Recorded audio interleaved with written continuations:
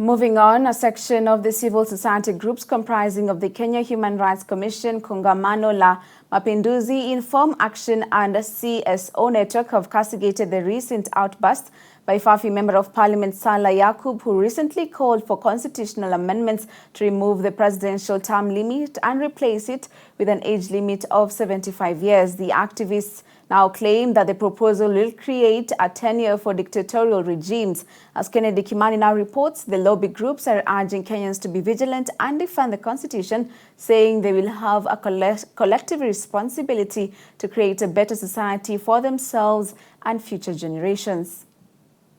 Barely a week after Fafi Member of Parliament Salah Yakub came out publicly stating that there are plans by a section of UDA MPs to replace the two-term limit of the presidency with an age limit of 75 years.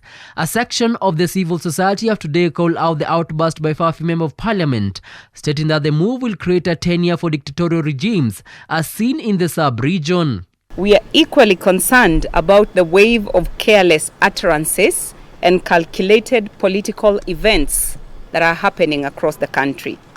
We note that nothing happens in isolation, and we reiterate that these are part of a grand scheme to test the democratic resolve of the Kenyans. And the most significant of these utterances is actually a proposal to remove the term limit for the presidency.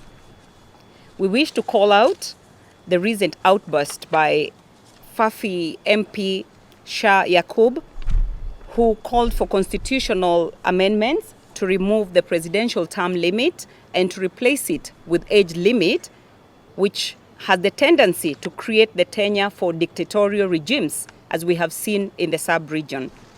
The activists are now calling upon Kenyans to stand in defense of the constitution, as the scheme is a primer for future attempts to mutilate the constitution. We are aware that these schemes are a premier to future attempts to mutilate the constitution.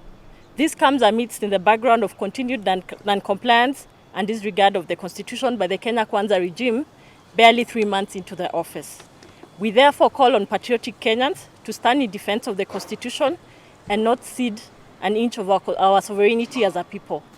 We wish to remind Kenyans of our dark history, especially under the KANU regime, where an imperial presidency emasculated both parliament and the judiciary, effectively creating a corrupt dictatorship that made Kenyans stagnant for decades.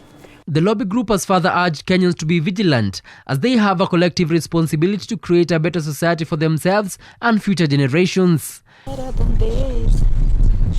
Kennedy Kimani, Hope TV Newswatch, Nairobi.